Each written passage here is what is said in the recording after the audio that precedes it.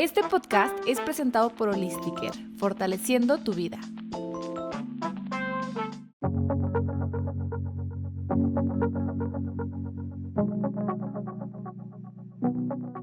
Estoy muy contento, muy agradecido de poder platicar hoy con el doctor Rogelio Martínez Macías.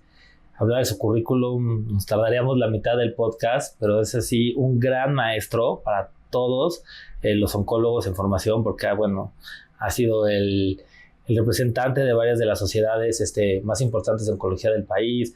Realmente es el que ha sido el maestro de la Escuela del Hospital General. También ha ejercido la medicina privada de una forma increíble. Y bueno, yo les voy a comentar algo personal. Mi mamá tuvo un tumor en la tiroides y en el momento que tuve el diagnóstico dije, la tiene que operar el mejor, y pensé en el doctor. Y bueno, fue una cirugía perfecta. Yo solo estuve ahí viendo, no me quise meter, pero lo hizo muy bien, y pues mi mamá está perfecta, y pues es algo de lo que le agradezco muchísimo, doctor. Y les voy a contar cuándo conocí yo al doctor. Yo cuando era estudiante de medicina, mi abuelo, que es médico, que hoy cumple 94 años, me invitó a una cirugía de un tumor de riñón, y pues invitó al doctor obviamente porque él era el oncólogo, como se debe de hacer. Y yo vi cómo hizo la cirugía y de verdad te dije, pues esto está como muy fácil, ¿no? Lo hizo tan tranquilo, tan preciso, tan bien. Y ya después, cuando me enfrenté a lo que era quitar un riñón y veía a otros compañeros tratar de quitar un riñón de un tumor muy grande, fue cuando me acordé de decir, no, es que es un mago operando. Entonces, doctor, muchas gracias por todo, y me da muchísimo gusto estar aquí con usted. Y le voy a hacer algunas preguntas que queremos compartir con la gente de su experiencia, porque su experiencia vale oro, ¿no? Entonces, ¿usted cómo ve el cáncer? ¿Está aumentando los casos a nivel mundial o qué está pasando? Bueno, antes que nada, muchas gracias, doctor Franco, por la invitación. Es para mí un gusto y un placer compartir este espacio, y espero que sea de mucha utilidad. Gracias, doctor. Y en relación a la pregunta, lamentablemente sí, el cáncer está creciendo no solamente en número de nuevos casos, sino también en mortalidad. Así, a grandes rasgos, la Organización Mundial de la Salud prevé un crecimiento del 60% en las próximas 2 décadas, con una mortalidad muy importante. Lamentablemente, por ejemplo, en México hay estadísticas que son muy alarmantes. Hubo una revisión precisamente del grupo de donde tú eres egresado, el 20 de noviembre. Esa publicación está en el órgano informativo de la Sociedad Mexicana de Oncología. Y hicieron una revisión de la mortalidad por cáncer en México de 1998 a 2010, observando un incremento del 35% de la mortalidad. Aquí es lo que sucede en México. Del 2012 al 2022, las tasas de mortalidad en México también se han incrementado mucho. Y la expectativa es que siga creciendo, desafortunadamente. Entonces, es una patología que no se puede pasar por alto. Hay que tener una idea, todas las personas, de que en un momento dado podemos ser susceptibles de tener esta terrible enfermedad. Y entonces hay que conocer un poquito de ella y que no pase desapercibido. Oye, doctor, ¿y cree usted que nosotros nos podemos defender con algo de lo que tenemos? O sea, por ejemplo, defendernos con consumo de antioxidantes contra el cáncer. Bueno, hay un artículo que salió, no voy a hablar así con términos médicos, pues, pero que se denominaba, si tú conoces una píldora para disminuir la posibilidad de cáncer, ¿la tomarías? Pues sí.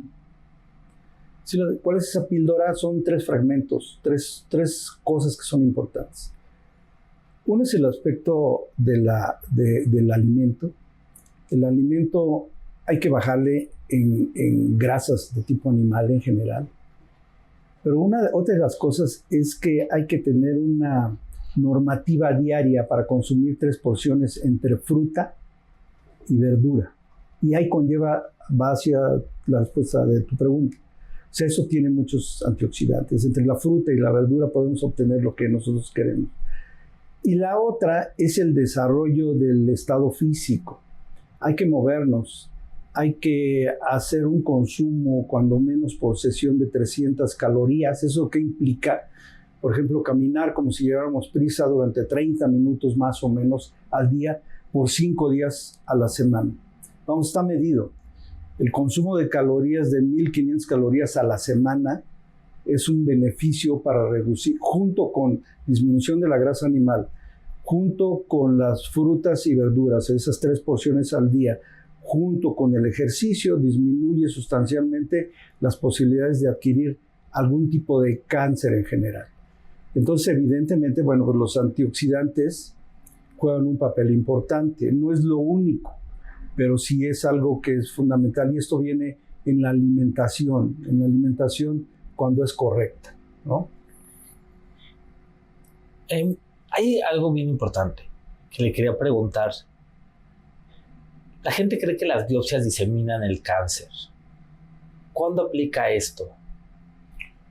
Bueno, en principio es un término que está errado por la gente y está muy difundido. Pero para empezar, la biopsia es el único elemento que tenemos para hacer un diagnóstico de certeza. En términos generales puedo decir que no se puede hacer ningún tratamiento oncológico si no se tiene el diagnóstico de certeza, y esto es mediante la comprobación de que exista cáncer. Y esa comprobación la obtenemos del patólogo cuando tomamos un fragmento del tumor, lo ve a través del microscopio y nos dice qué tipo de cáncer es. ¿Cuándo se presenta este conflicto de que tiene diseminación y todo? Bueno, cuando es una biopsia mal tomada, es en un sitio inadecuado, con malos cuidados, y cuando tarda mucho en acudir con el médico tratante. Entonces podríamos decir, bueno, pues que en ocasiones hacen incisiones que no son adecuadas, y entonces sí puede favorecer una diseminación anormal. Voy a poner un ejemplo que es importante mencionarlo. Por el cáncer de testículo no se puede hacer una biopsia por vía a través del escroto. O sea, el cáncer de testículo tiene un comportamiento biológico y una diseminación normal que conlleva hacia los ganglios que están en la parte posterior del cuerpo, los ganglios del retroperitoneo. Pero si nosotros abrimos la piel a través del escroto, la bolsa que cubre los testículos, y tenemos contacto con el tumor, entonces abrimos, además de la vía natural, abrimos una vía diferente de diseminación. ¿Esto cuándo sucede? Cuando llega el paciente con una persona que no está experimentada en el manejo de este tipo de pacientes, y entonces es cuando sale contraproducente ese tipo de biopsias. Hay ocasiones que tenemos que hacer una incisión completamente diferente únicamente por haber elegido mal una vía de acceso para la biopsia. Entonces, en términos generales, yo les digo, primero, la biopsia es obligada, la tenemos que hacer, la tiene que hacer una gente que esté acostumbrada a manejar el cáncer, y es un mito eso de que se disemina después de que se hace una biopsia. ¿Por qué la colitis ulcerosa puede causar cáncer o puede desarrollar cáncer? Ok. Es una pregunta importante esa, porque, bueno, es muy frecuente este tipo de enfermedad. Es más frecuente de lo que pensábamos. En términos generales les puedo decir que los fenómenos inflamatorios crónicos son un factor de riesgo para el desarrollo de cáncer. Y aquí entra este grupo de enfermedades. La colitis ulcerativa crónica, que se manifiesta en un órgano que es muy amplio, el colon, con la cronicidad, con el descuido, puede conllevarnos a ser un factor de riesgo importante para el desarrollo de cáncer. Pero asimismo hay otros factores que generan inflamación y que no lo sabemos. Por ejemplo, la obesidad. La obesidad es un trastorno que condiciona un estado inflamatorio general del paciente. y entonces puede condicionar también un factor de riesgo, especialmente, por ejemplo, en mujeres, en ocasiones, en la edad posmenopáusica, puede ser un factor de riesgo para determinados tipos de cáncer. Como el endometrio, ¿no? El endometrio. Oiga, la bacteria Helicobacter pylori, ¿qué tanto nos predispone para cáncer?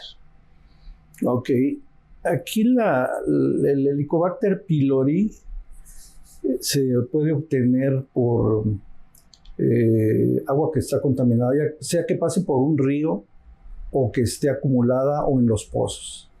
Esto puede pasar en provincias, sobre todo cuando se toma agua de pozo. Entonces se adquiere la bacteria en la infancia y viene, o en una edad mayor, y viene en un estado de cronicidad.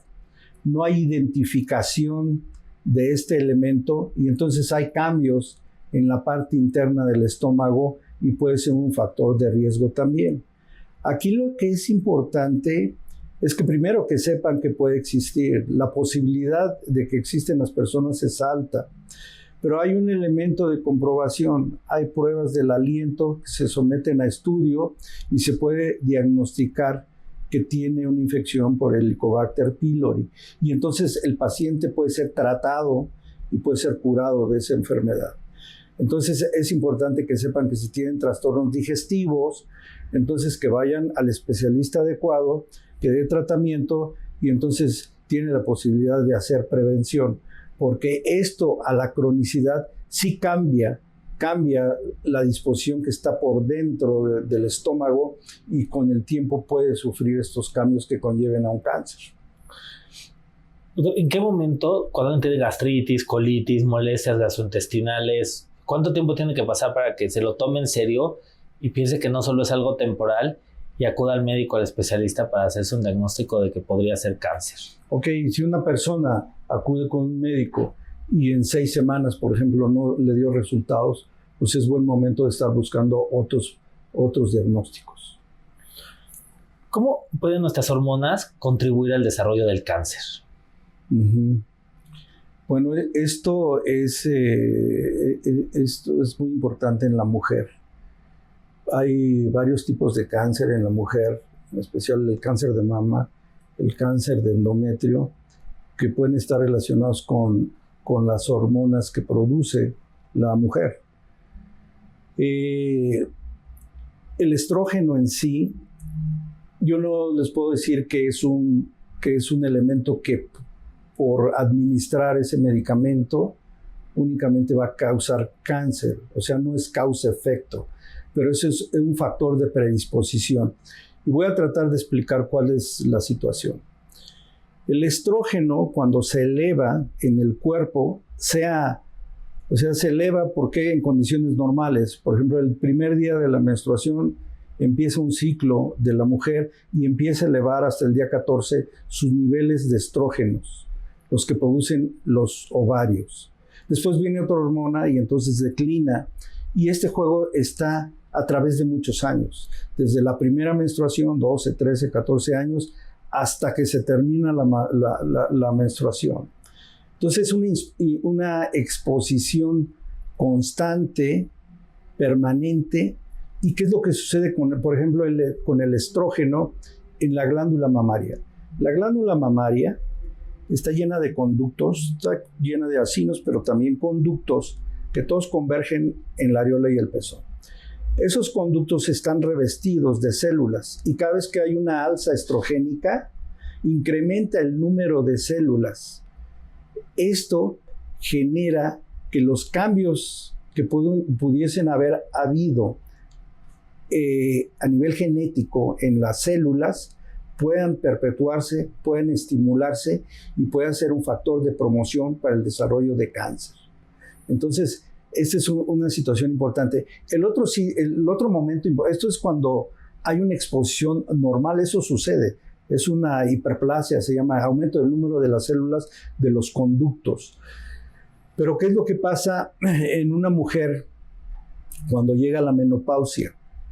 Uno creería que ya no tiene producción hormonal y no.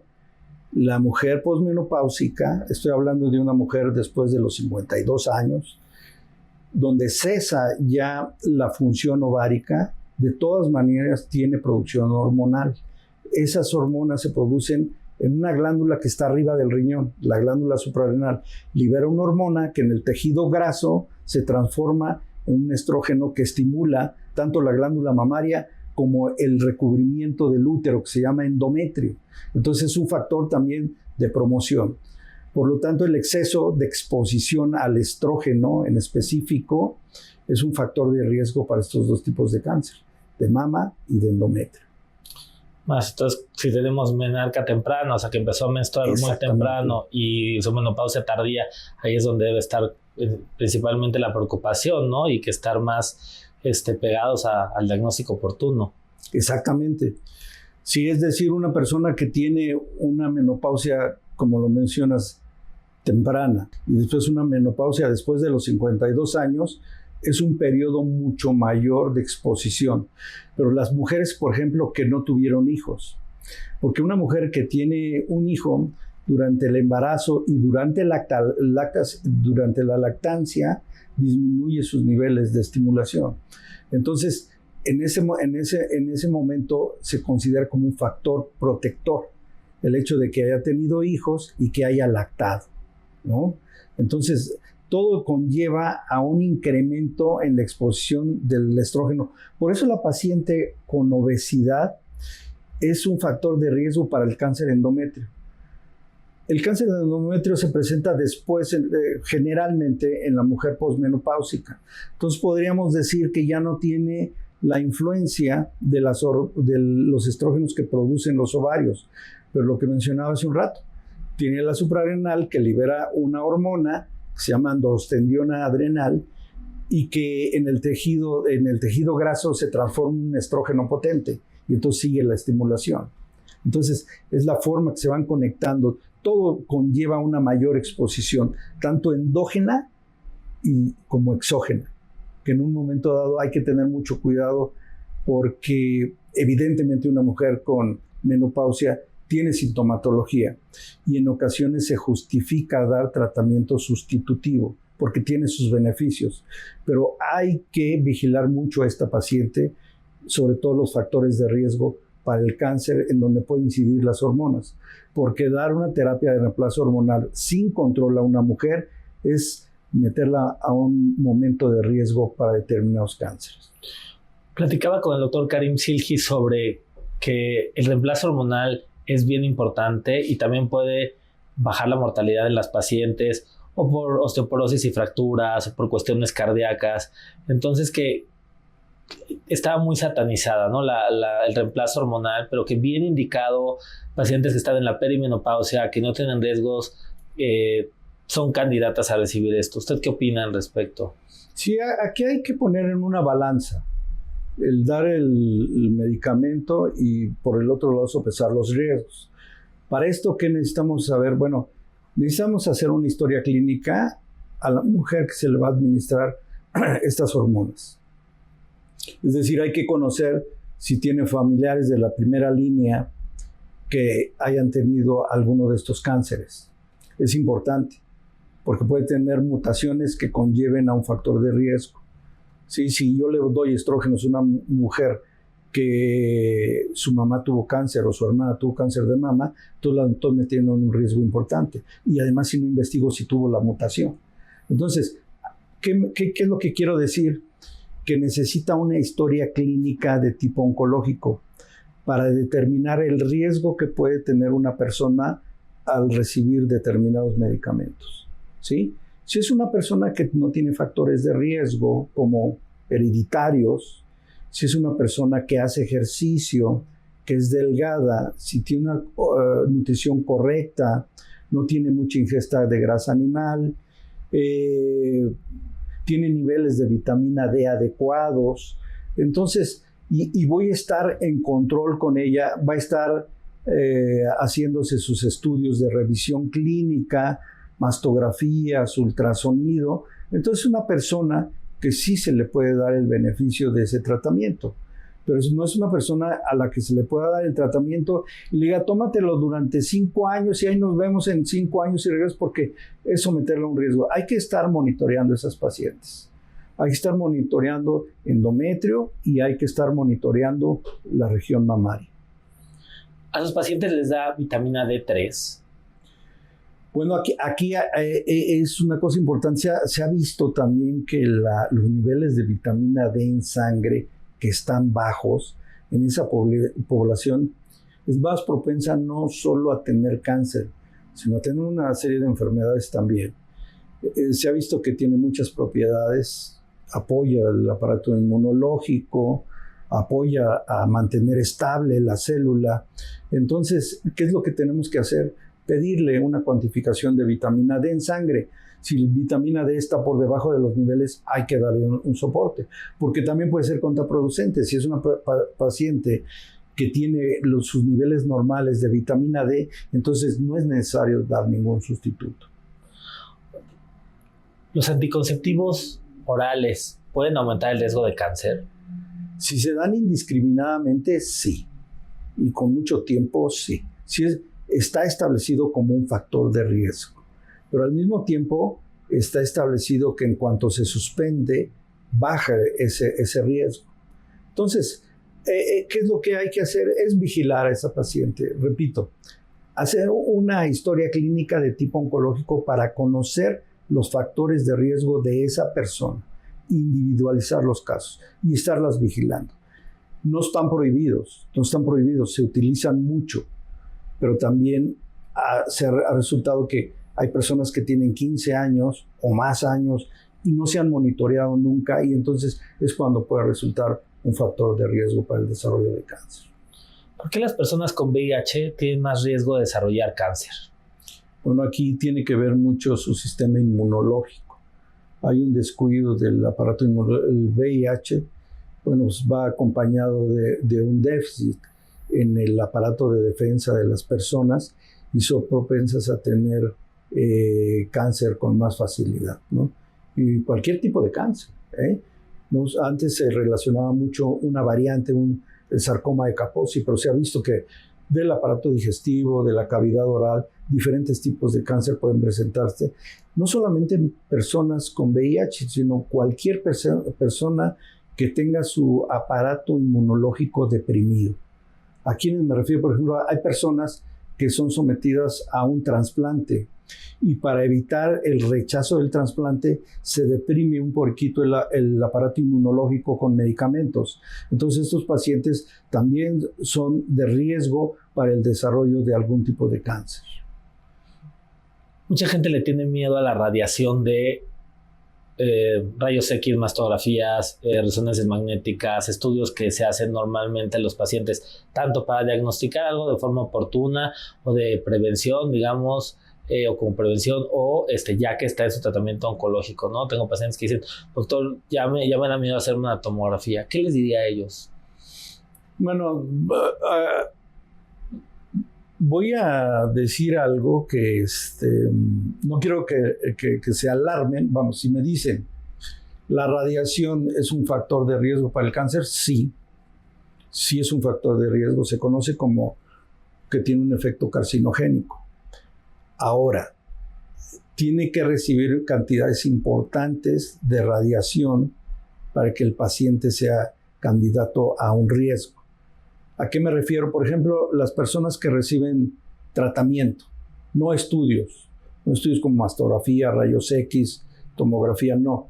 Los pacientes que reciben tratamiento, esos pacientes, tratamiento con radioterapia, esos pacientes pueden tener un cáncer derivado de la radiación, pero la posibilidad es menos del 1%. Entonces aquí el beneficio es mucho mayor que la otra posibilidad. Son tumores que se llegan a presentar muchos años después de haber sido tratado el paciente. ¿Cuáles son las zonas que hay que vigilar por donde atravesó el rayo? Por las partes blandas que están recubriendo hacia el sitio en donde iba dirigido el rayo. Los equipos de radioterapia actuales ya son otra cosa, ya no son a lo que eran hace 50 años, ¿no? Antes, para dar radioterapia era una técnica muy distinta que entraba por 4 sitios diferentes. Ahora hay equipos muy sofisticados donde entra por muchos sitios para llegar al centro y que esas partes sanas sean radiadas en una forma mínima, disminuyendo las posibilidades de riesgo para cáncer radioinducido. Ahora, los rayos X también que están, pues sí están relacionados como un factor carcinogénico, pero la cantidad de radiación es muy baja en los estudios. Vamos, la mujer se puede hacer cada año a partir de los 40 años y de ahí en adelante, y hasta después de los 80, 85 empezará a incrementar el riesgo. Si es que se hizo una mastografía cada año, durante 40 años empezará a incrementar un riesgo para el desarrollo de cáncer. Y generalmente las mujeres no se lo hacen así puntual cada año, siempre van retrasando 1 mes, 2 meses, a veces hay un año que no se lo hacen, en fin, ¿no? Entonces, ¿qué quiero decir con esto? Que si la exposición a radiación hay que tener cuidado, pero bien orientada creo que es muy segura. Y los pacientes que están en tratamiento de cáncer, que se les piden muchos estudios de rayos X, que le tienen miedo, ¿en ese caso está justificado o no? ¿Qué opina usted? Pues es que son los elementos también que tenemos para hacer diagnósticos precoces.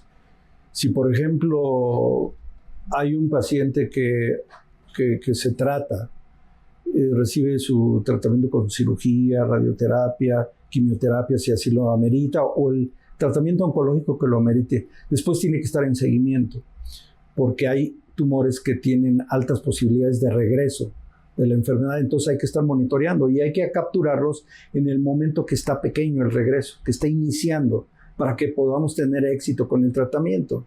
Si esperamos a que la clínica nos grite ya que el paciente está diseminado, entonces pocas posibilidades tenemos de hacer algo por él. ¿Qué es una biopsia líquida? Esa biopsia líquida es una biopsia que ahora se está desarrollando. Todavía no está al alcance de toda la gente, porque actualmente es costoso todavía, pero es una muestra de sangre y la búsqueda de material genético o proteínas que está liberando el tumor. Es decir, por ejemplo, hay en ocasiones que encontramos una metástasis y no es accesible el sitio muy adecuado para tomar una biopsia o para saber de qué se trata. Y entonces una alternativa es tomar una muestra sanguínea y buscar ya sea partes de ADN o proteínas producidas por el tumor y hacer un diagnóstico, ¿sí? O bien en el seguimiento. Esos pacientes que sabemos que tienen alto riesgo de que regrese la enfermedad después del tratamiento, podemos tomar biopsias líquidas para encontrar cuando hay un regreso de la enfermedad en forma temprana. Es algo que es, digamos, más novedoso y que desafortunadamente no está tan fácil de alcance de las personas, sobre todo en las instituciones públicas. Pues se pudiera hacer, sería lo ideal, ¿no? Sería algo muy bueno. ¿Cómo explica las etapas del cáncer de una forma sencilla? El estadificar el cáncer significa establecer el grado de avance. Y parte de 3 puntos. Uno es el tumor primario, el sitio primario. Otro es la región, que son los ganglios, hacia dónde se va. Y la otra es la metástasis. ¿Por qué hacemos esta estadificación?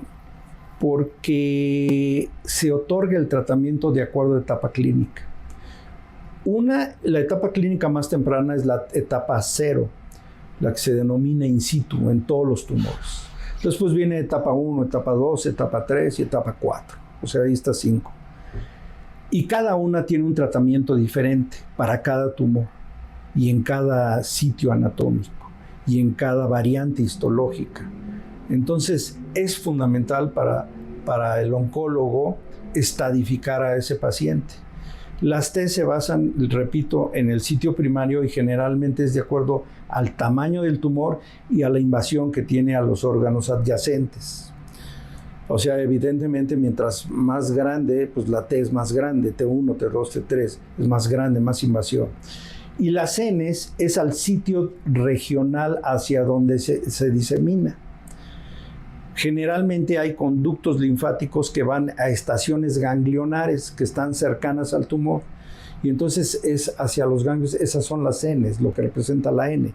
Generalmente es con el número de ganglios que están afectados por el tumor, como se va catalogando N1, N2, N3. Y las M's son las metástasis, son ya la diseminación a distancia. Cuando está fuera el tumor del sitio primario de la región y se fue, por ejemplo, a pulmón, a cerebro, a hueso, a hígado, y es la forma como establecemos estas etapas clínicas y entonces decidimos los tratamientos adecuados para cada etapa clínica. Si una persona deja de fumar, ¿realmente baja su riesgo de tener cáncer, o que durante la enfermedad, que ya tienes diagnóstico de cáncer, dejas de fumar? ¿Sirve de algo? Sí, claro. Esta pregunta pues, es bien importante porque, vamos, en la combustión del tabaco se han desprendido muchas sustancias sólidas que directamente son carcinogénicas. ¿A qué me refiero? Que se aíslan esas sustancias de la combustión y se inyectan o se colocan en animales de experimentación y provocan cáncer. Entonces, el tabaco pues, es definitivamente un elemento carcinogénico. Es un factor de riesgo muy alto. Y no solamente es para la vía aérea, o sea, todo el mundo lo relaciona con cáncer de pulmón, pero no, o sea, es incremento de riesgo para cavidad oral, fosa nasal, laringe, tráquea, bronquio y los elementos por donde pasan los elementos de combustión. Por ejemplo, pues si pasa por la pelvis renal puede ser un incremento de riesgo, para la vejiga puede ser un incremento de riesgo. Incluso se han encontrado esas partículas en el moco del cuello uterino. Entonces representa también un factor de riesgo para el cáncer cervicouterino. Sabemos que el factor de riesgo para el cervicouterino es la infección por virus del papiloma humano, pero bueno, un agregado a esto es el tabaco. Y acumular años de tabaco representa un riesgo. El suspenderlo evidentemente disminuye, lamentablemente no es inmediato. Tiene uno que esperar una cantidad semejante al tiempo que estuvo fumando para empezar a disminuir el riesgo. Pero sí es de beneficio que las personas, independientemente de los años que hayan estado fumando, dejen de fumar y con el tiempo va a regresar a los riesgos normales. Igual una persona que es diagnosticada con un cáncer, por ejemplo de pulmón, que deje de fumar, es de beneficio. Les va mejor a estas personas que si siguen fumando. Porque mucha gente dice, pues ya me dio el cáncer y es mi pasión fumar, pues voy a seguir fumando. No, si quieres que te vaya bien, deja de fumar, haz un esfuerzo para que trates de que te vaya mejor, ¿no? Si no, entonces ¿para qué te tratas? En cáncer de mama damos a veces bloqueadores hormonales, ¿no? Y hay una confusión porque la gente dice, me está dando terapia hormonal y piensan, pues las hormonas son dañinas. ¿Qué es lo que hace realmente una terapia hormonal en el cáncer de mama? Ok. Bueno, ahora en el cáncer de mama es uno de los tumores que se puede personalizar el tratamiento. ¿A qué me refiero con personalizar? No solamente vas a tomar la biopsia y hacer estudio de patología, sino hay que hacer una cosa que se llama inmunohistoquímica. ¿Para qué la inmunohistoquímica? Para descubrir algunas, digamos, puertas de entrada de la señal a la célula. Vamos, en la cápsula, en la membrana, hay receptores de hormonas de estrógeno, de progesterona. Pues voy a mencionar la otra que se llama HER2. Son sitios o puertas abiertas para que entre una señal a la célula para que se multiplique. Entonces, ahora se hace este estudio que se denomina de inmunohistoquímica y se clasifica a estas personas de acuerdo a esos receptores que hay y que le indican a la célula qué es lo que tiene que hacer. Evidentemente, si se hace este estudio y reporta receptor de estrógeno positivo, entonces quiere decir que ese tumor puede ser alimentado por el estrógeno y hay que bloquear, hay que cerrar esa puerta. Es un tratamiento muy puntual para el bloqueo de la entrada de esa señal de los estrógenos que anden circulando en la persona. Entonces no es que se le den hormonas, pero sí es tratamiento finalmente de tipo hormonal. Se da un bloqueo al estrógeno para que no tenga estimulación la célula para su multiplicación. Igualmente, si es una persona que ya no tiene las hormonas que producen los ovarios, si es en edad posmenopáusica, entonces se da un medicamento para el bloqueo del cambio que yo había hablado, de esa liberación de la hormona de la androstendiona a estrógeno. Entonces se da un medicamento que se llama inhibidor de aromatasa para que no haga ese paso y tenga ese cambio de estimulación hormonal de estrogénico, ¿no? Entonces, no es que se den hormonas, sino es un bloqueo directo a bloquear la función hormonal. Muchas personas que tienen bloqueo hormonal dicen, ya no me lo quiero tomar. ¿Cuál es el riesgo de no tomárselo? Pues que no le baja otro porcentaje de posibilidad de control, ¿no? O sea, actualmente el tratamiento... aquí hablamos específicamente de cáncer de mama. Bueno, pues todos los tratamientos que se utilizan son útiles para disminuir el regreso de la enfermedad. O sea, no basta con la cirugía, no basta con la radioterapia, no basta con la quimioterapia, no basta con la hormonoterapia o la terapia focal o la terapia blanco, sino es importante utilizar todo eso para disminuir todos los porcentajes de posibilidad que tenga de regreso de la enfermedad o de recurrencia. Entonces, si es una persona que se niega a tomar eso, pues está perdiendo un porcentaje de posibilidad de estar segura de que no regrese. ¿Cómo le sugiere cómo hacer que el paciente oncológico maneje su ansiedad y su angustia? ¿Qué les recomienda a usted?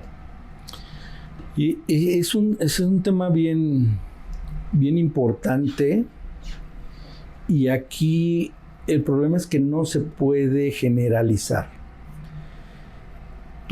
Durante las entrevistas es una obligación del médico tratante identificar la personalidad y los puntos débiles de cada individuo que tiene cáncer, así como la repercusión que está teniendo en todo el entorno, porque es una enfermedad que no afecta únicamente a la persona que tiene el cáncer, afecta a todo el entorno, al esposo, a los hijos, a toda la gente que convive con él, les mueve y los afecta a cada uno de ellos en diferente manera.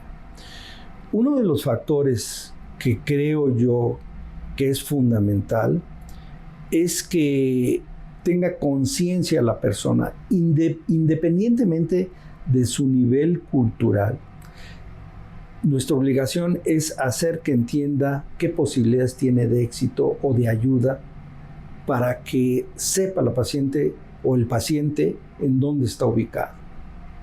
Sepa qué tratamientos va a tener, cuáles son los efectos adversos, qué vamos a hacer para contrarrestar esos efectos adversos y que el paciente sepa cuál es su estado real y tenga menos preguntas que hacer. Porque ¿qué es lo que hace?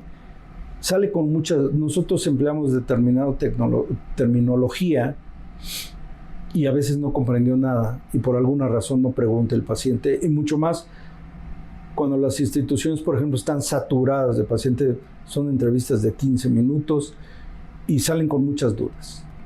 Hablamos con tecnicismos, no entendió nada el paciente, no sabe cuál es su expectativa y sale con enormes dudas. Entonces, ¿a quién le va a preguntar? A la gente cercana. Y no son médicos, no son especialistas. Son amigos, son familiares. Y luego la otra herramienta que tenemos es las redes sociales y es el internet.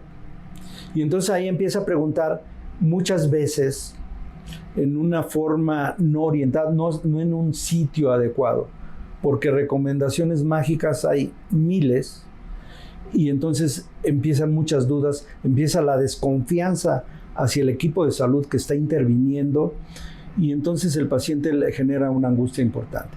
Entonces, ¿qué es lo que yo creo? Que hay que conocer a nuestro paciente y hay que conocer el entorno del cual está rodeado. Y hay que apoyarlo en esas flaquezas. Y hay que explicarle, si no entendió por qué va a recibir un tratamiento, hay que volvérselo a explicar. Y hay que explicarle que todos los efectos adversos tienen maneras de ayudársele, ¿no? Para que él se sienta con mayor confianza, haga todas las preguntas que son necesarias, que tengamos la paciencia de estarle explicando, y mientras menos dudas tenga y esté mejor situado en su enfermedad y en su expectativa, entonces yo creo que va a tener mayor seguridad. Hay ocasiones que, bueno, no es posible con esto y es necesario contar con el apoyo de un profesional. Y hay que mandarlo con un psiquiatra, un psicólogo, para que le dé un tratamiento de disminución de la ansiedad y hasta recurrir a algunos medicamentos. Porque en el fondo los pacientes siempre lo que están pensando son en los malos antecedentes que conocieron. Una gente cercana, sea familiar, amigo, conocido, que no le fue bien, lo tiene en su mente y está pensando que le va a ir de la misma manera. Y entonces hay que aclararle que lo que le está pasando es otra cosa. Quizás sea otro padecimiento, quizás sea otra etapa clínica, quizás sea otros medicamentos, otro tipo de tratamiento y tenga otra expectativa. Y eso lo va a tranquilizar. Mientras más dudas tenga el paciente, más fenómenos de ansiedad va a haber y es necesario a veces recurrir a los especialistas y a los tratamientos, porque hay que tener en cuenta que en la mente de estas personas tiene un riesgo mayor para suicidio. Cuando están luchando contra una enfermedad tan terrible como esta, han tenido un sufrimiento, un desgaste económico, un desgaste social, toda la familia. Siempre hay una posibilidad en personas que son susceptibles del suicidio. Entonces hay que evitar llegar a eso. Y nosotros tenemos la obligación de identificar ese tipo de personas. Es fundamental eso. Doctor, cáncer en los adultos mayores, la gente que ya está, digamos, en sus 90s, que nos llegan al consultorio y que ahí sí se pueden tratar, pero la familia no sabe. ¿Usted cómo maneja esa parte? Bueno, aquí es una cosa que es muy importante porque voy a dar un poco de rodeo para tratar de explicar todo esto. El adulto mayor, comparado al adulto joven, tiene 36 veces más de posibilidad de tener cáncer. O sea, cada vez vamos a tener más cáncer, con una condición que está dada porque nuestro crecimiento poblacional va hacia eso. Cada vez hay más adultos mayores. O sea, la expectativa que teníamos antes ahorita la expectativa es mayor. Y entonces, entre más edad tenga las personas, pues va a haber más cáncer. Y el adulto mayor tiene varios problemas. Uno, que no se le toma mucho en cuenta. Considera uno que los síntomas que tiene pues son los de un viejo y ahí se puede ir el diagnóstico. Considera uno que los tratamientos que vamos a otorgar no son tolerados por ellos y entonces hay que hacer un estudio correcto del estado funcional del adulto mayor para saber si no es de riesgo el tratamiento que vamos a indicar. Entonces tenemos que conocerlo de antemano, tanto como está su estado físico como mental, para poder nosotros hacerles el planteamiento de un tratamiento. Por ejemplo, ¿qué es lo que pasa en México? La mortalidad de cáncer de mama es mayor de los 60 años. Es donde hay el mayor número de muertes por cáncer de mama en México, de los 60 y más.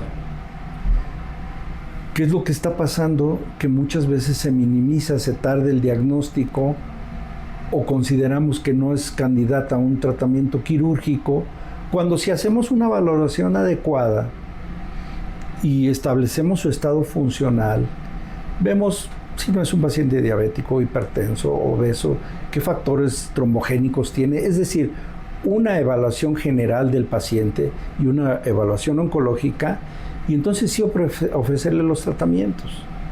Yo veo muchos pacientes en la consulta que están llegando cerca de los 90 años y los hemos sometido a actos quirúrgicos que cuando yo era estudiante no se les hacía.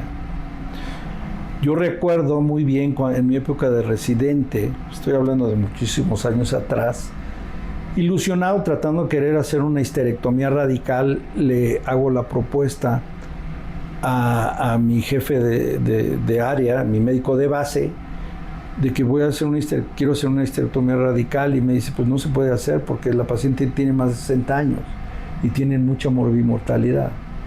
O sea, si nos hubiésemos quedado en ese criterio, hay una cantidad importantísima de pacientes que no les damos tratamiento. Entonces, un paciente adulto mayor, número 1, es un factor de riesgo para un cáncer. Número 2, se pueden hacer tratamientos, pero hay que conocer al paciente, hay que conocer su estado cardíaco, su función renal, su calidad respiratoria, su estado funcional, la independencia que tiene, es decir, establecer un diagnóstico geriátrico, ¿sí? Y después de eso hacer una propuesta de tratamiento. Y claro que se pueden someter a los tratamientos. Sabemos que la quimioterapia, hay un fenómeno conocido como quimio brain, que los pacientes tienen un poquito de déficit cognitivo cuando están recibiendo la quimioterapia.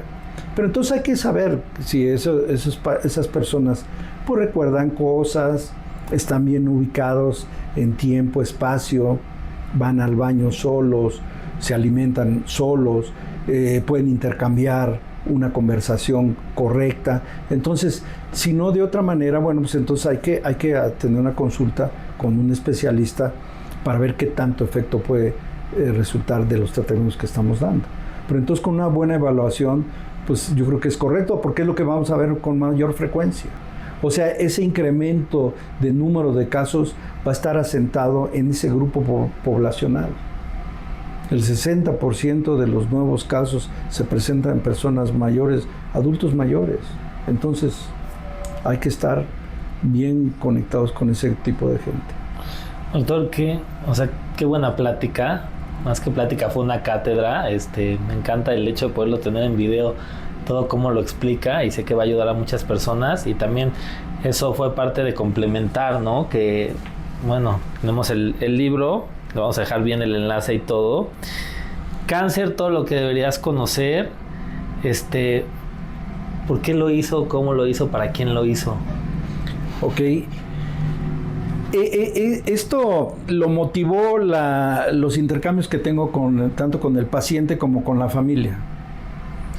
Preguntan muchas cosas. Y para que ya no le pregunten tanto. Mejor, no. No, lo que pasa es que me dicen es que nosotros buscamos en internet. O sea, yo lo que quiero es con palabras cotidianas, coloquiales, tratar de expresar pues la mayoría de lo que abarca la oncología, en los tratamientos, efectos adversos, todo lo que hemos hablado aquí, en las palabras más sencillas que encontré para poder expresar todo este tema, ¿no? Y que la gente sepa más o menos con una consulta rápida.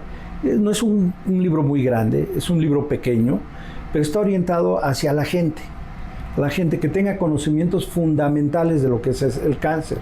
Os explico en una forma muy breve, pues la diferencia en tumor benigno, maligno, por qué las biopsias, por qué la estadificación, enumero todos los tratamientos que hay, los factores de riesgo, hacia qué especialista tenemos que acudir, porque esto es otra cosa, es un paréntesis aparte. La mayoría de los pacientes oncológicos que estoy viendo en una institución donde yo tuve la oportunidad de trabajar, más del 30% de los pacientes llegaban manejados y desafortunadamente no llegaban bien manejados. Llegaban con una mala biopsia, con un tratamiento incompleto, con una mala orientación. Entonces también la gente tiene que estar orientada hacia cuál es el especialista al que tiene que recurrir. Y explico el por qué ahí, por qué son estos especialistas.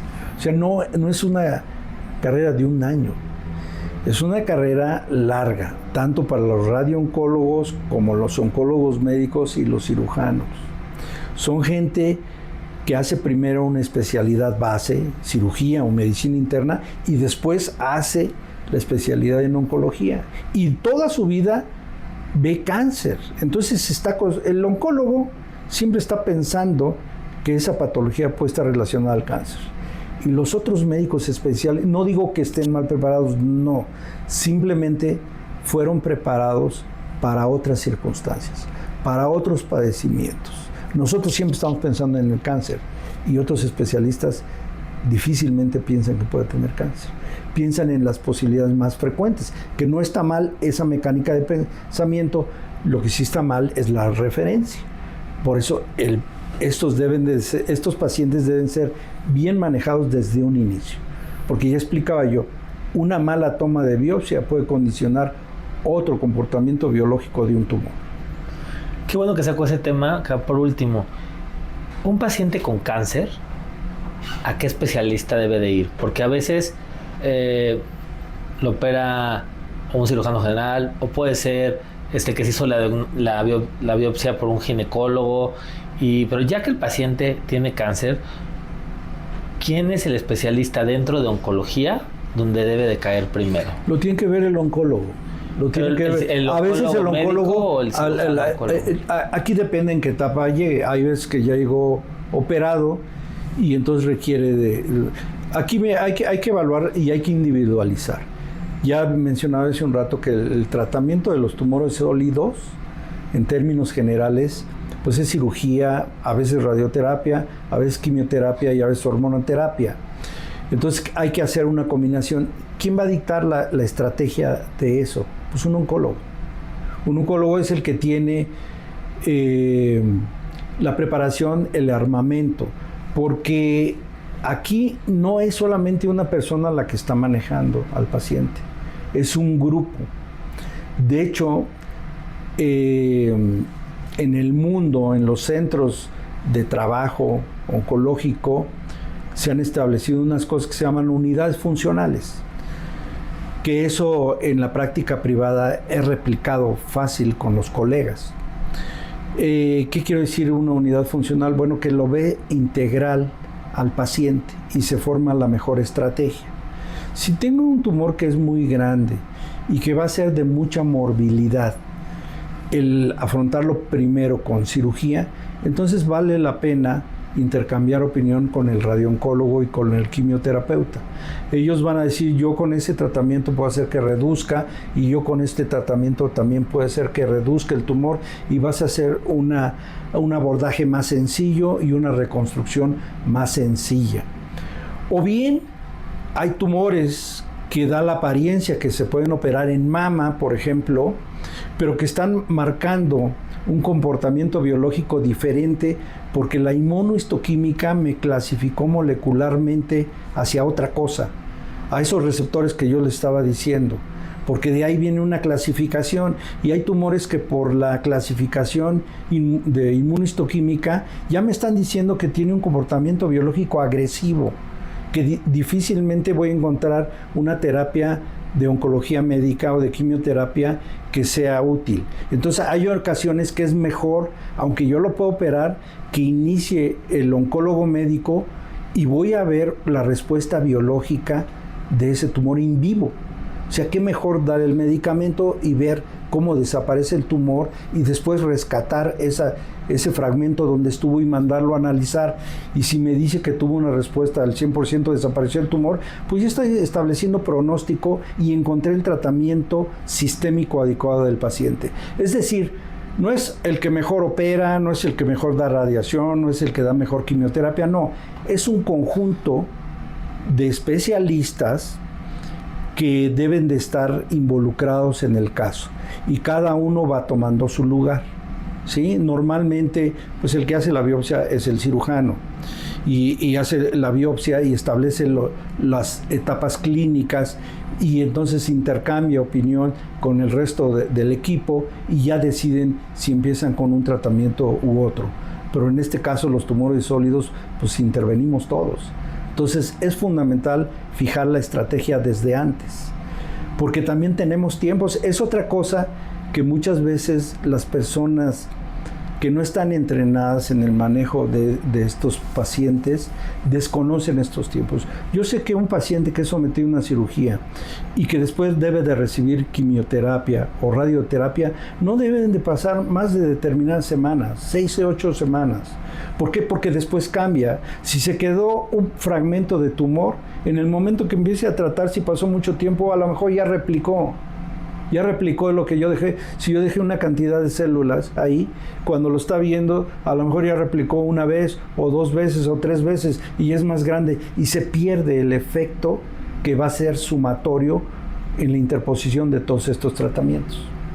Entonces, por eso debe ser una gente que esté entrenada, no solamente que opere bien, o sea, no, aquí tiene que ser una gente que tenga criterio oncológico el que tiene que manejarlo. Por eso, esta especialidad pues es de muchos años, ¿no? Viene por el cirujano, tú estudiaste primero 4 años de cirugía y luego hiciste 3 años de oncología y luego te gustó algo. Hay gente que le gusta mama, cabeza y cuello, digestivo, y hacen otro año, ya se convierte en muchos años. Y el oncólogo médico igual, hace medicina interna y luego hace oncología médica y luego le gusta el desarrollo. Alguien escoge tumores germinales, que es especialista para ese tratamiento, o para tratar cáncer de pulmón. Entonces, conlleva muchos años de estudio y ejercicio de la medicina, y estar intercambiando opiniones con el resto de los especialistas, acudir a los congresos adecuados, consultar la bibliografía más actualizada, y eso pues lo hace el oncólogo. Vaya misión que nos ha tocado, doctor. Pues muchísimas gracias. Va a ser muy útil para muchas personas. Y bueno, vamos a dejar el link del libro. Yo ya lo leí, me encantó. Ahora varios de los videitos que hago lo estoy sacando de ideas de aquí y pues puede ayudar mucho. Recuerden que tener información es tener más poder para poder curarse. Yo te dono 5 libros y alguna gente se acerca contigo, de la gente que te escucha, para que lo recojan sin ningún costo. Claro que sí, hacemos una dinámica, doctor. Aunque tú me dices, no hay ningún problema. Un gusto y un placer y muchas gracias por la entrevista. No, gracias a usted. Recuerda suscribirte a mi canal de YouTube, en donde encontrarás todos mis videos.